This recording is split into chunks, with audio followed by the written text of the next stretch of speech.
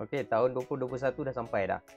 Dan sekarang kita berada dalam tahun 2021, masih lagi dalam bulan Januari, tetapi anak-anak kita mungkin tak dapat pergi sekolah lagi.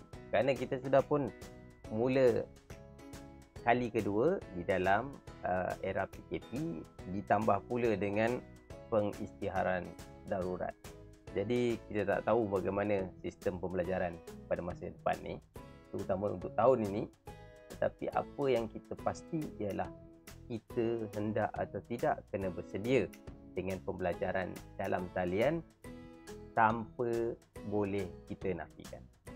Jadi untuk kita tahu lebih lanjut apakah yang terkini yang ditawarkan kepada anak-anak kita yang belajar, ataupun adik kita ataupun siapalah saudara mara kita yang belajar dari rumah ni, kita nak tengok apakah yang ditawarkan supaya mereka tidak ketinggalan dalam pendidikan. Jadi kepada mereka yang masih belum subscribe, tolong tekan butang subscribe dan jangan lupa untuk dapatkan informasi kini, video-video terkini daripada saya dengan tekan butang lonceng.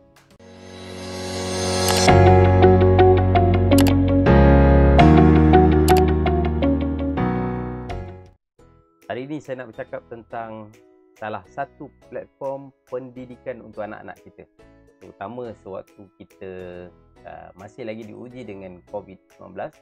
Jadi kita sama-sama berdoa supaya Allah sembuhkan siapa yang sedang sakit dan juga diangkat ujian ini daripada kita lah ya.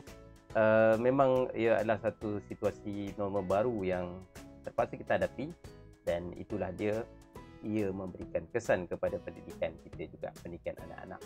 Jadi mak bapak jadi risau, adik-beradik pun risaukan adik-adiknya kan, yang sedang belajar, dan semua ini terpaksa kita hadapi bersama-sama. Dan hari ini kita akan tengok satu platform, dan platform ini diperkenalkan oleh salah seorang daripada pejuang pendidikan atas nama slogan katanya sebagai pendidikan untuk semua. Siapakah orang yang saya masukkan? Jadi mari kita tengok sedikit apakah yang telah dilancarkan oleh Dr. Mazli Malik. Ini dalam siapan dia dalam Twitter. Di dalam Twitter tu saya tak pasti ramai atau tidak yang perasan apabila beliau memperkenalkan duduk rumah belajar dengan Sofia. Siapa Sofia ni? Dan untuk kita tahu siapakah Sofia ni, mari kita sama-sama tonton video untuk Malaysia atau dengan hashtag pendidikan untuk semua. Pandemik COVID-19 telah menyebabkan gangguan pembelajaran kepada murid di seluruh negara. Sekolah ditutup sejak Mac 2020 dengan sebahagian besar anak murid terpaksa belajar hanya dari rumah. Kebanyakan sekolah menyediakan pembelajaran secara digital, manakala sebahagian besarnya lagi menyediakan kertas latihan yang dihantar ke rumah untuk diselesaikan oleh anak murid. Peperiksaan besar seperti SPM dan STPM ditangguhkan. Ini semua memberikan tekanan kepada kita semua untuk meneruskan new normal sewaktu PKP ini. Lebih besar tekanan adalah supaya sekolah boleh dibuka semula agar pembelajaran boleh diteruskan dan lost learning boleh diganti semula. Walau bagaimanapun, tak ramai yang melihat semua ini sebagai peluang untuk kita semua membayangkan semula apakah bentuk pendidikan masa depan. Pendidikan nasional yang telah kita bina sejak merdeka tidak dinafikan mempunyai kekuatan dalam pembinaan negara bangsa.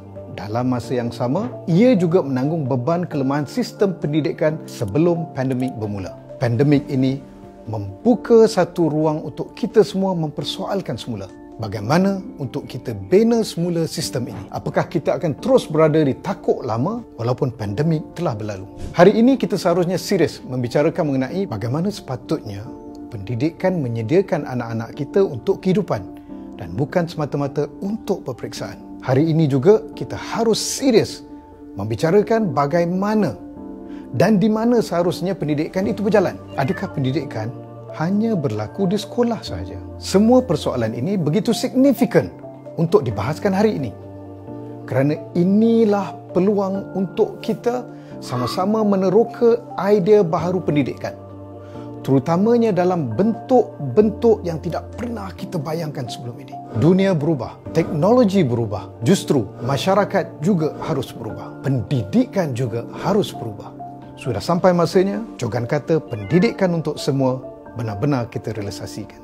Oleh yang demikian, untuk Malaysia dengan kerjasama tenaga-tenaga pakar dan bijak pandai, dengan ini melancarkan Sofia, satu platform pendidikan yang boleh diakses secara percuma oleh sesiapa sahaja. Jika anda seorang guru, anda boleh menggunakan platform ini untuk proses PDP terhadap murid anda.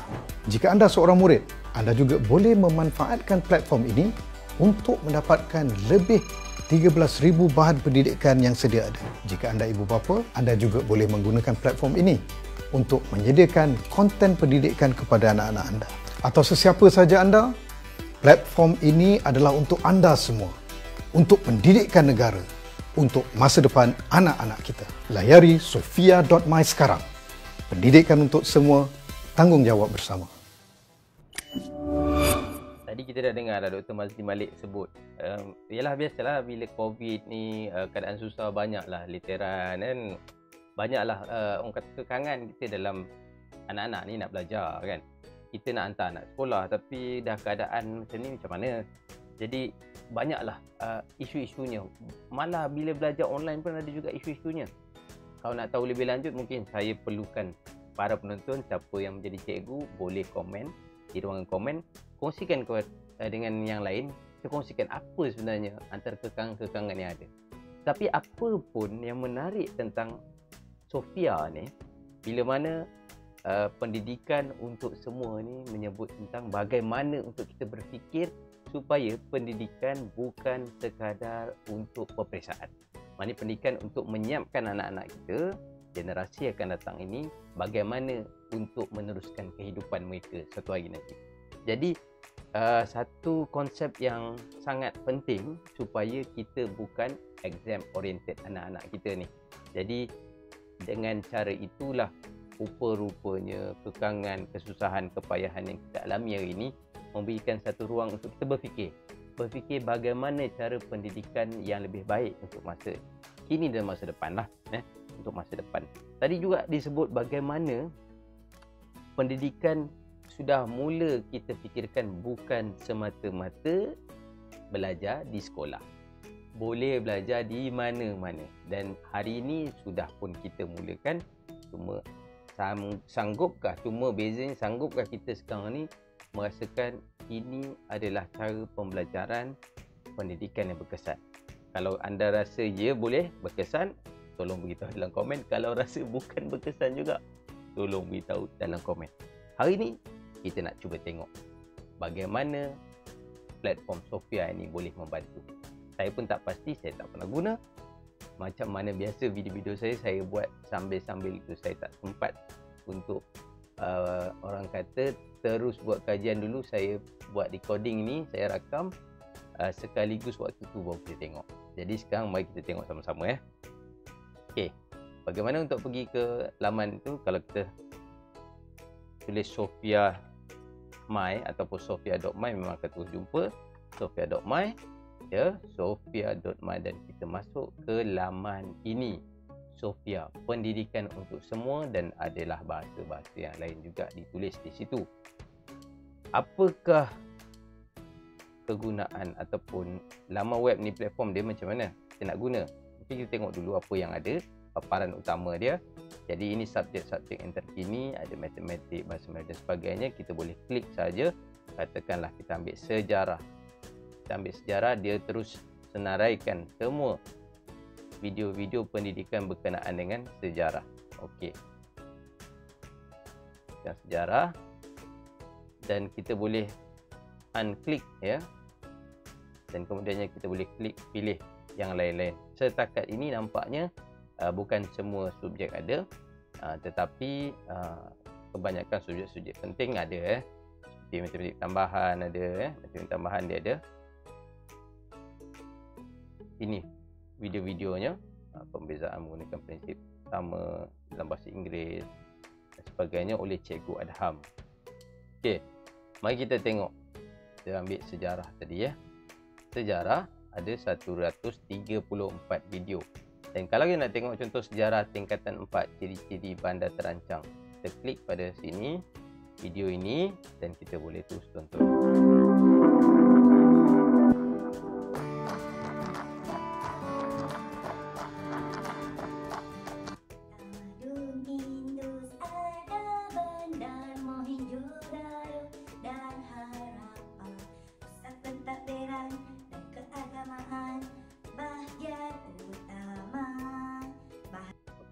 Itu menarik Cikgu Adlina ni, dia buatkan lagu-lagu supaya pelajar minat lah untuk belajar sejarah.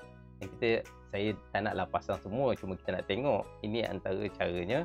Dan kita boleh perhatikan video ni sebenarnya dimuat naik di YouTube. Jadi hanya redirect. Digunakan platform ini untuk letakkan video-video daripada YouTube. Dan kalau kita pergi ke YouTube, kita cuba klik pada YouTube, kita akan dapat video yang sama yang dikeluarkan oleh Cikgu Adlina sendiri. Maknanya kalau kita nak tahu cikgu tu, dia ada akaun dia tersendiri. Cikgu Adlina ni, kalau kita klik pada Adlina Sojeb, kita akan dapat tengok inilah video-video yang telah disediakan oleh Cikgu Adlina. Jadi Cikgu Adlina ada platformnya tersendiri dalam YouTube, kemudian dimuat naik di dalam Sofia. Jadi guru-guru yang ada video dia akan muat naik di YouTube dulu, kemudian barulah diletakkan di dalam platform Sofia ini untuk carian untuk para pelajar. Dan kegunaannya begitulah. Maknanya kalau kita nak tengok daripada YouTube pun boleh, tetapi Sofia telah mempermudahkan dengan mengkelaskan, menyusun dan menyenaraikan. Kalau kita cari sendiri YouTube, kita kena kenal dulu siapa cikgu tu. Ataupun kalau kata sebagai contoh, kita cari sejarah tingkatan 4. Memang akan keluar banyak. Kita akan dapat tengok banyak lagi. Tetapi kadang-kadang bila terlampau banyak bahan, kita jadi agak pening sedikit lah. Anak-anak pun akan jadi macam, mana satu nak tengok. Jadi adalah lebih baik berada dalam satu tempat yang mungkin platform yang telah menyusun, menyenaraikan dengan lebih tersusun lah. Tapi adakah betul Sofia ni lebih tersusun dari segi silibus? Jadi kalau kita tengok dari segi silibus pun, dia masih lagi, kalau pada pendapat saya tengok secara rambang begini, dia tidak mengikut satu demi satu. Maknanya silibus dalam buku teks. Jadi diikut, bila kita tengok pada sejarah ini saja, kita dah boleh tahu dari tingkatan 4, tingkatan 5, dan dia agak sedikit berterabur, tetapi sedikit sebanyak kita boleh kenal jugalah siapa cikgunya, kan? Katakan ini tadi kita tingkatan 4, ataupun mungkin kalau kita tulis tingkatan 4, adakah dia akan dipecahkan mengikut tingkatan 4? Jadi nampaknya dalam carian kita tingkatan 4, kita dapat hasil carian kita tingkatan 4. Dalam carian apa yang keluar, dia keluar sejarah KSSM tingkatan 2 pun dia keluar, Form 5 chapter 4 pun dia keluar, tingkatan 4 memang ini yang kita cari, tingkatan 4. Tapi dari segi hasil carian nampaknya dia bercampur aduk sedikit. Apa sahaja di nombor 4, walaupun tingkatan 2 bab 6 ini pun keluar. Jadi dari segi hasil carian dia agak kurang tepat, yang mungkin pihak Sofia boleh memperkemaskan selepas ini. Tapi apa yang menarik lagi, bila mana kita dapat kenal cikgu-cikgu, kita dapat tengok di sini pembekalnya Cikgu Fadilah alias Cikgu WM Firdaus, Cikgu Saiful Nizan, Cikgu Maifan Fizik World, Cikgu Amira, Teacher Sinta, Cikgu Sim, GTS Studio dan sebagainya. So, kita ada berapa orang? 1, 2, 3, 4, 5, 6, 7, 8, 10 orang. Jadi hanya 10 orang guru saja yang membekalkan dalam kategori untuk tingkatan 4. Berjumlah 721 video. Ini agak banyak ni. Jadi kita boleh tengok satu demi satu. Tadi kita dah tengok Cikgu Adlina, jom kita tengok Cikgu Adlina. Dalam Cikgu Adlina, apa yang dapat kita lihat daripada kandungan-kandungan yang dibekalkan oleh Cikgu Adlina ataupun video-video yang telah dibuat oleh Cikgu Adlina, kita nampak di sini ada banyak, kita 13 video, dan video ini juga dimuat naik oleh guru itu sendiri. Jadi kebebasan pada guru untuk memuat naik subjek-subjek video mereka, dan di sinilah bagi guru-guru yang membuka Sofia, yang membuat akaun dalam Sofia, adalah lebih baik saya cadangkan supaya dibuat mengikut silibus, supaya para pelajar rasa terbimbing untuk belajar dari satu silibus ke satu silibus. Sekiranya begitulah yang disusun oleh guru, jadi dia akan memudahkan. Termasuklah dari segi penamaan tajuk video supaya ia nampak lebih terkata, lebih standard. Dan itu kalau dapat dibuat lebih cantik lagi.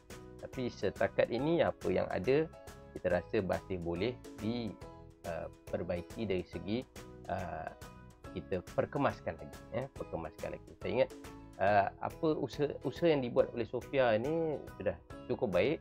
Mana yang boleh kita pemudahkan, kita berikan dengan lebih baik, kita cubalah. Jadi dalam panduan, ini penting, kita nak tengok panduan sikit. Dalam panduan ini sudah diterangkan dengan jelas bahawa Sofia adalah praktikal kerana murid-murid diajak menonton video yang disarankan oleh guru kelas. Maknanya guru kelas yang menyarankan video mana yang tak ditonton. Kemudian yang penting perlu ada akses kepada peranti dan internet. Maknanya mesti ada telefon pintar ataupun laptop ataupun komputer desktop, dan juga ada internet lah, barulah dapat tengok. Kalaulah berkongsi peranti seperti berkongsi smartphone, telefon bimbit ni hanya ada satu je dalam satu rumah, jadi diterangkan juga maka murid boleh menunggu giliran untuk menonton video, kerana ini bukan video secara lintas langsung, ini video rakaman, jadi boleh tonton bila-bila masa lah. Jadi Sofia adalah ringkas dan tidak rumit, berpotensi memberi pendidikan kepada murid-murid di rumah melalui pilihan video pendidikan dengan cara meringkaskan kerja guru-guru dan murid-murid.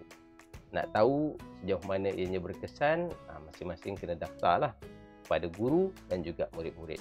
Saya tak akan terangkan bagaimana untuk daftar secara lanjut kerana sudah ada video yang dibuat oleh content creator yang lain, YouTuber yang lain, yang mana boleh klik di sebelah kiri atas ini. Nanti cuba tonton. Khususnya bagi guru-guru, tontonlah, kerana diajar bagaimana guru untuk buat akaun dalam Sofia ni. Dari segi pengguna, sama ada pelajar ataupun siapa sahaja yang membantu anak-anak untuk belajar, pengalaman masing-masing lah. Ini dipanggil user experience. Mungkin kita punya experience di menggunakan Sofia ni mungkin berasa agak menyulitkan berbanding terus kepada YouTube, itu terpulang pada kita. Tetapi andai kata kita rasa pening, setengah orang dia rasa susah sikit bila tengok dalam carian YouTube tadi, banyak betul, banyak betul pilihan, jadi dia jadi pening kepala. Jadi eloklah guna yang dalam bentuk berstruktur begini yang telah disusun. Dan ada yang lebih menarik lagi. Ada yang lebih menarik lagi tentang Sofia, yang mana saya tak akan ceritakan dalam video kali ini. Saya akan cerita dalam video selepas ini, yang tuan-tuan puan, para penonton sekalian boleh tonton. Pada penghujung video ini saya letakkan video di sebelah bawah saya, di sebelah kanan saya. Jadi klik di situ dan tontonlah. Dan jangan lupa tekan subscribe dan juga butang loceng untuk dapatkan video-video terkini daripada saya. Apakah video yang akan saya ceritakan selepas ini adalah berkenaan yang lebih besar lagi tentang Sofia. Tentang apa? Saya tunjuk sedikit dahulu, ya. Kita tahu kan Sofia ini disediakan oleh siapa? Sofia disediakan oleh Pertubuhan Rejuvenasi Pendidikan. Pertubuhan Rejuvenasi Pendidikan. Dan apakah yang ditawarkan oleh pertubuhan ini? Pertubuhan ini menawarkan lebih lagi, bukan sekadar platform Sofia untuk pembelajaran atau pendidikan dari rumah ataupun dari mana sajalah, maknanya online kan, dalam talian. Tapi ada satu lagi yang lebih menarik yang akan saya kongsikan selepas ini. Jadi jangan lupa tonton. Terima kasih kerana bersama dengan saya dan kita jumpa lagi selepas ini.